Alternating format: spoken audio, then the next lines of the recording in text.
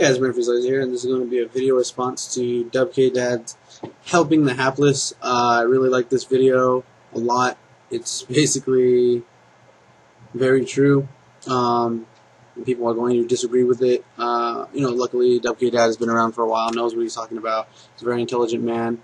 Great Fails Montana also put out a video today. I'll link them both, or put annotations or whatever. But these are the kind of players that I love to play, and these are the kind of players that I love to be associated with, because they understand finite details of the game. They understand that people like to play homebrews. There are things called homebrews, and homebrews are like basically when you try to use an archetype specifically for the archetype, you try not to make it super meta. You can play Monster Born or Heavy Storm or whatever in that deck, but usually people if the archetype has a field spell, or if the archetype has back row removal, or if the archetype has monster removal, they'll play that over just blanket smashing, or chalices or compulses or whatever. They just like to play that way. I have a friend who plays what's it called? Summon Skull deck. It's very effective. It's pretty efficient for being a Summon Skull deck, but it took time to get there. He knows how to play meta. He likes to play homebrew also, and there are people with the mentality that I don't need to play that way, and I'm like that. When I play first-person shooters, certain ones, I don't use kill streaks, I don't use grenade launchers, I don't use shotguns, I don't use heavy machine guns, I don't use grenades that aren't grenades. So basically, I use like basic setups. I've stopped using proficiencies. Stuff like that, and it makes you a better player in saying that well, I don't play with this stuff, but don't be cocky about it. Just be like, I don't play with this stuff, and then when you transfer back over to meta play, you're more powerful. Because now you have things that you didn't have before, and you're like, oh, this is like even better, because now I'm used to playing this way without all this stuff, and when I play this way, my skill level has gone up without playing it, and now when I go back to playing with it, I'm even more better now, and that's pretty good. That playing that way is good. So when you go play homebrew, and when you go on DN, when you go on Yu-Gi-Oh! Pro or whatever, when you play at the kitchen table with your friends, when you play at the mall, and you play at a fast food restaurant with all your friends or whatever, or acquaintances, you're gonna run into rogue decks, you're gonna run into scrubby decks, you're gonna run into homebrews, you're gonna run into meta decks, all that stuff. But it doesn't mean any of those people are bad players, like Dubkdad was saying. It doesn't mean that whatever. Maybe they just want to change the pace. When you play competitive all the time, it gets repetitive. Competitive gets repetitive. So people like to take a break and just play silly decks. Sometimes sometimes you want to play Ojama decks. Sometimes you want to play whatever, just fun decks. Just stuff for fun. Like I've made a bunch of decks on DN that are just fun decks. Sometimes I play decks that are meta and fun.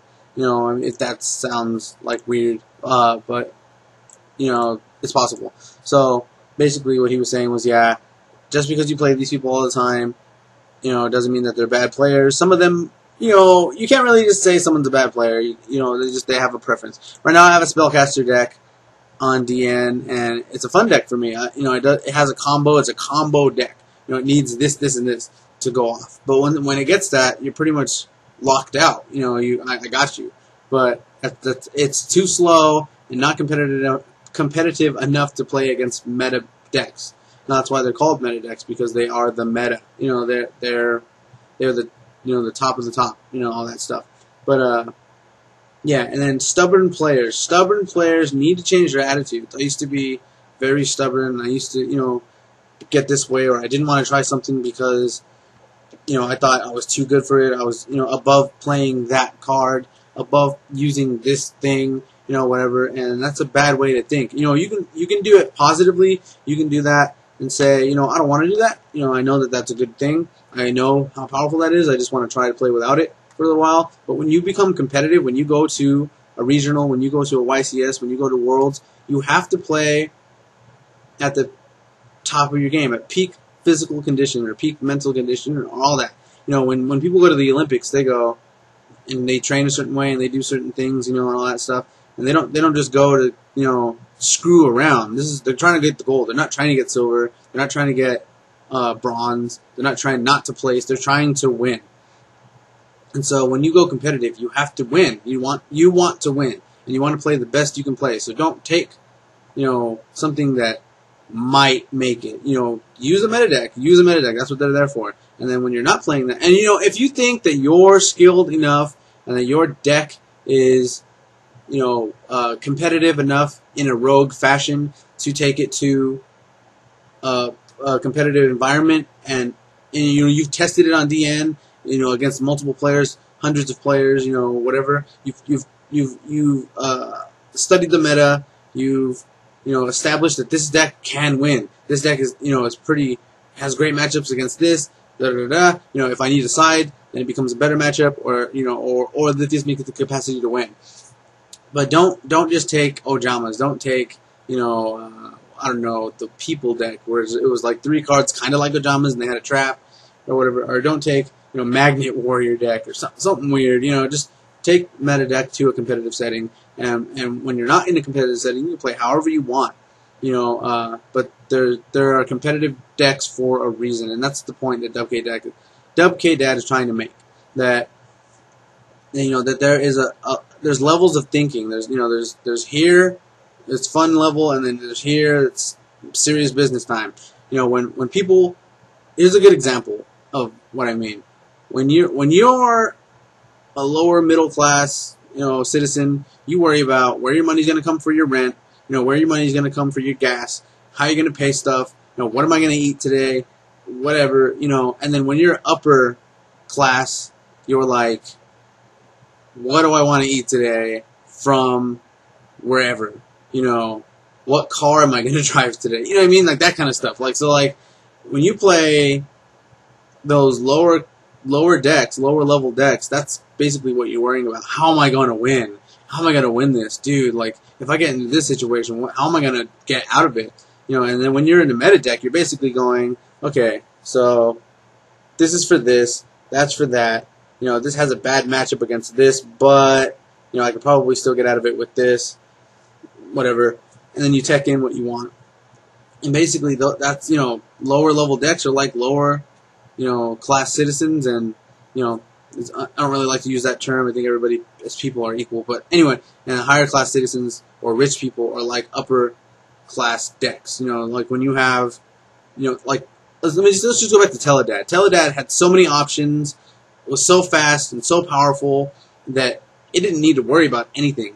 Basically, all I had to worry about was other rich people. So other top tier decks. And that's how the world is, and that's how everything is. Everything has a meta, and yeah, so if you can't wrap your head around that, then you're gonna have a difficult time becoming a better player.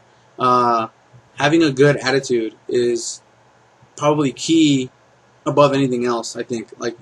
Being humble, being having a good sportsman-like conduct. When you lose, don't flip the table, don't throw your deck, don't all that stuff. Don't act like a douche, basically. Have sportsman-like conduct. Shake your opponent's hand. At the end of the duel, say good game. Whatever, or just shake your opponent. You don't even have to talk to them. Just shake their hand. Whatever. Pick your stuff up and go. And then that's it. You don't probably have to ever see that person again. Unless they're somebody that consecutively, or not consecutively, but consistently goes to events and stuff. But whatever. So yeah, have a good attitude. If somebody tells you a card is bad, if there is a unanimous belief that something is a bad card or whatever, then it's probably not as good as something else. Let's say it that way. I like to play cards that aren't optimum. Like Dubkdad was saying, he plays cards that aren't optimum, but they're flair. They're choice things, and he knows that things exist. I know that things exist. Other players know that things exist, but we just want to try stuff out. I like spiritualism. I like Night Beam. I like cards like that. And spiritualism is pseudo backfield removal. Night Beam can't hit face-up cards. but they have their advantages over just mysticals, stuff like that. And so, there are things that you play that you don't have to rationalize them for other people. Just know that what you're playing is a choice. It's tech, whatever. Don't say, "Oh, I'm playing this because Mystical's so mainstream," or "What Heavy Storm's so mainstream," or "Torrential Tribute's so mainstream. I play Needle Sealing." Just do it. Say, I'm just trying it out. It's something that I thought was interesting. And I want to give it a shot. I don't see it very often. Stuff like that. Don't be rude about it, because people will look at you in a different light. They'll be like, "Oh, that guy's a what do you call it? Not rude, but when I don't remember the word, but anyway, it's you come off as snooty, stuff like that." I've met players that are just like, I've met players that lose to what they call bad decks, and then they still call it a bad deck because of X reason. I don't understand that. I just don't get it. Like, dude, you lost. You lost, period. Whether you lost by 1 life point or, yards of life points, you lost. So, what does that say about you and your deck? Did you misplay? Maybe you just misplayed, and it happens. Everybody misplays at some point. Sometimes it's a misplay for the bad, and sometimes it's a misplay for the good. I just had a video where I misplayed a bunch, but it worked out in the end for me. Because my opponent also misplayed. My opponent, didn't catch things that I did. I'm not saying that I cheated, but he was like, okay, well, oh crap, what am I gonna do now? He did that, and like what I did wasn't actually, whatever. But yeah, so like it's just like people need to get over themselves and kind of just play the game for fun. There are fun moments and there are competitive moments. Know what the difference is. When you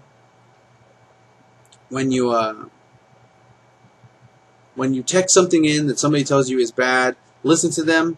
Just give them a listen. Don't just shrug them off and I'm playing this because I want to. Screw you, go away. You can have that attitude if you want. It's just like it's not a very good attitude to have. You're a person. People who watch this video are people. You're all individuals that can make your own decisions. But when there's a greater consensus that something is good or something is viable, or whatever, then it is for a reason. So it's not just because people are all trying to trick you into playing a deck you don't want to play. Decks are good for reasons. When you go on fighting games, certain characters that are good for reasons. They're not just good because they look cool or that character's popular. They are top tier. They are better essentially than something else. It just doesn't mean, and because you like lower tier characters or mid-range characters or lower tier cards or mid-range cards or whatever, you like meta decks, you like scrub decks, whatever, it doesn't make you any less of a person than anybody else or make you wrong in that aspect. You just got to know when to kind of separate competitive from playtime, essentially. So yeah, Dubkdad, great video. Great Fails Montana also had a great video out. I'm going to annotate them in my video and put their pages in my description. Hit that like button if you like the video. Hit the subscribe button to see when I put out more videos, and thanks for watching.